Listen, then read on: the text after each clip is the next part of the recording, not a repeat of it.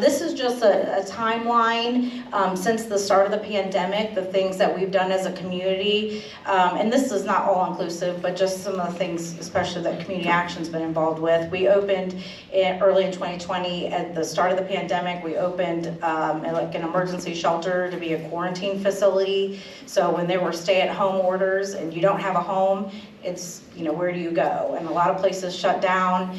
And so we were able to work in partnership with our county commissioners and the Ross County Health District and open that facility. Quickly saw the need for the folks needing emergency shelter.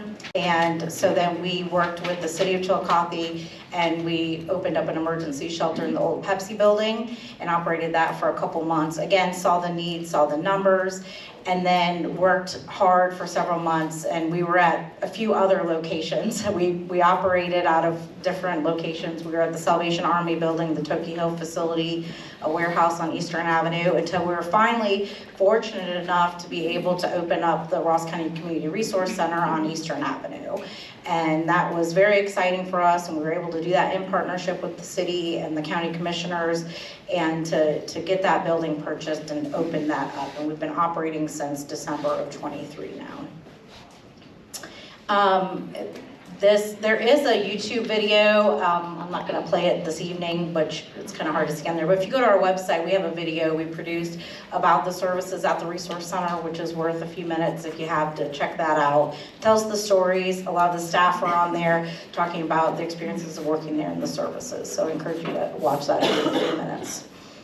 The services that we're providing at the Community Resource Center, we are operating as a 24-hour-a-day facility. We have overnight shelter for men, women, and families and children. We have restroom and shower facilities. We have clothing, hygiene supplies, laundry services. We're providing daily meals, snacks, trying to coordinate transportation. We help folks access personal IDs, birth certificates, things that they need to access either other benefits or find employment. Provide case management, referrals to healthcare, mental health support, peer recovery support, referrals to other social service organizations, many that come actually on site and provide services as well. We do housing placement services, and then very importantly, provide connections, social connections, and a sense of community within the Resource Center. There's so much community collaboration that's part of the center. So here's just a few examples of the different organizations and entities that are helping support us, whether it's through financial support, in-kind services, providing services on site. So we have many great partners, many of which are in the room tonight, so thank you.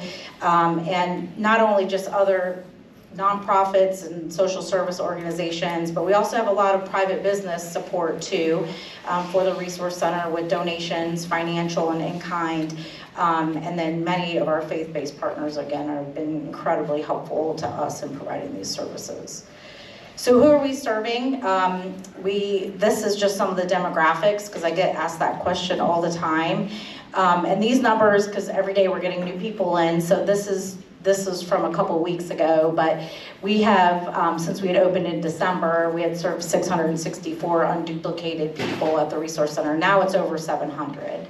But for children, 73 children have stayed at the shelter, 34 veterans. I know we have 200 folks that came in that were earning an income when they came in. I know that's oftentimes a misconception that people aren't working if they're there. We have many people that work that stay at the Resource Center as well, and over 550 households. This is just a look at the age demographics of those we're serving. So you can see we've had a 2-week-old baby up until somebody that was in their 80s staying there as well. So a wide range of people that we're serving.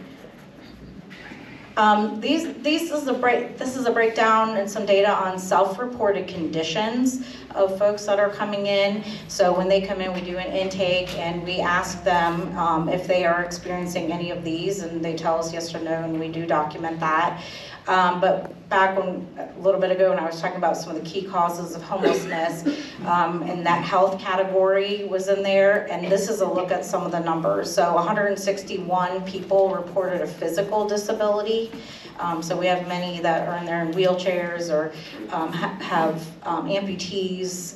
We have a lot of physical disabilities. We have developmental disabilities. 86 people indicated they have a developmental disability. 79 reported a chronic health condition. We have many with cancer or receiving regular dialysis, diabetes, heart conditions, so definitely a lot of chronic health conditions.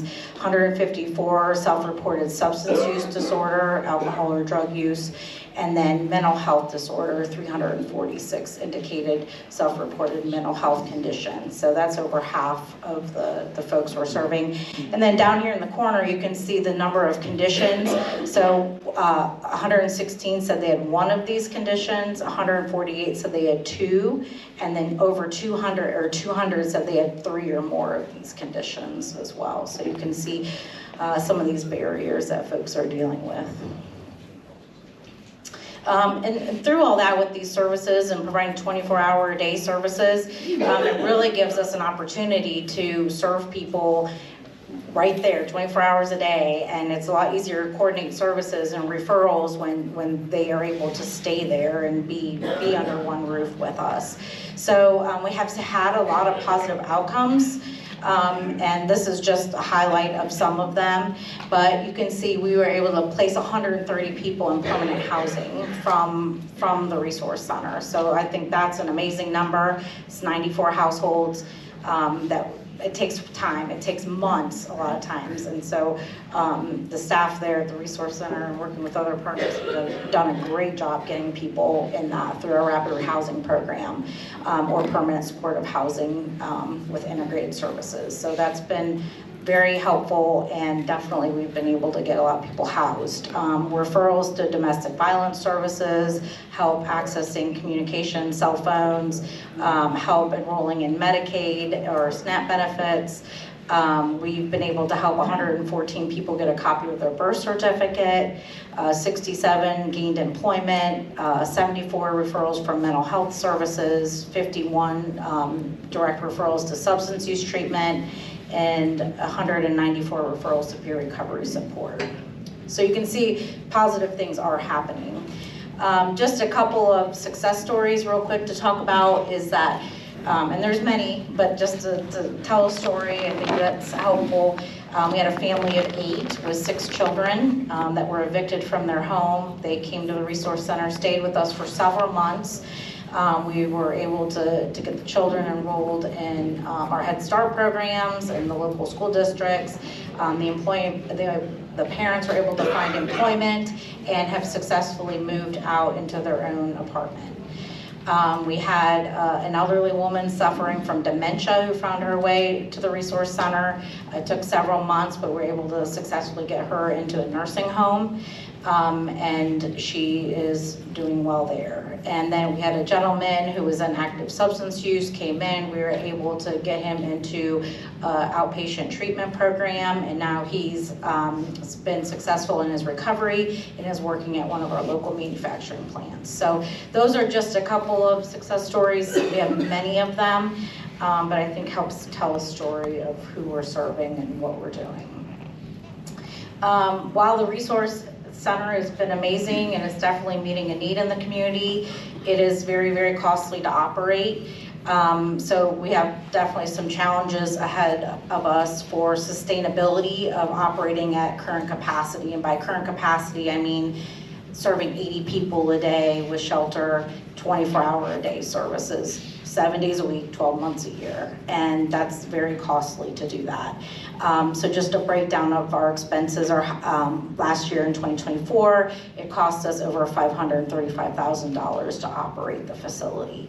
And that's not administrative costs, that's not some of the other staff we have on site working to support it that we leverage with other grants, that's just truly operational costs.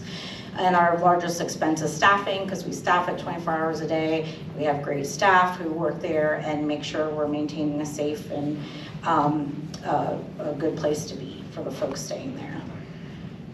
So our current funding sources, not to go into great detail on that, but this highlights some of the grants that we've been working very hard to apply for and to find a way to financially sustain this operation. And you can see that we have a total of $184,000 secured for 2025. We do have a grant pending, which I'm sure we will be able to access from the State Department of Development that will get us through 2025. But beyond that, funding is not secured for operating at the capacity we're operating today. So we definitely have some sustainability concerns for this project. We also have infrastructure upgrades that are needed. We need a fire suppression system to get a permanent occupancy permit. We need permanent shower facilities. We have a shower trailer that our friends from Scioto Community Action are basically loaning us a shower trailer, but that's not meant to serve 80 people a day taking showers. We need a commercial kitchen. We're serving 80 people a day out of crock pots and roasting pans. And we have a leaking roof, so we need roof repairs. And these are all things that we don't necessarily have funding secured to do at this point. So, but that's just the reality of what we're dealing with. And so when we're looking at legislation with camping bans, and we really need to consider and reevaluate what we're doing as a community, what's working, what's been successful, and working towards how we're going to sustain these efforts going forward. So again, my stance has been with the legislation is that I feel like it should be, we should go ahead and just table it. And look at focusing on other ways that we can be working together as the city, with community action, with many of the partners that are working to serve, working very hard and tirelessly to serve the homeless population, and just to continue to focus on solutions to the problem, because as I've demonstrated, it's definitely not just a Chillicothe problem. It's a statewide problem, it's a national problem, and we are definitely a model program for a rural community and how we're working together in the collaboration. So I just hate to take steps back. I agree we don't need people sleeping in the park, but I see it as because that means we're not doing enough to solve the problem. So I just encourage more collaboration and working together as a community with many of you that are in this room. So.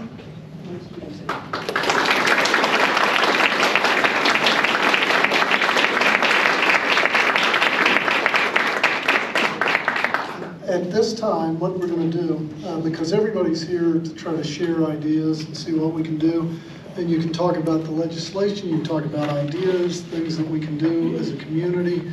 I'm opening this up to everybody. I will assure you of one thing. Everybody that I've spoken to on City Council is interested in trying to find solutions to this and to work with everybody. So nobody's out there trying to be malicious about what they're doing. They're trying to work through these issues, and I want everybody to be respectful of that. If anybody wants to yell at anyone, you can yell at me because I'm used to it. I get it all the time anyway, and it won't be a problem. But does anyone have a comment or question? I have a question. Can we just go over the numbers again for how many beds there are versus how many people are unhoused in Chillicothe right now as it stands? Best guesstimate.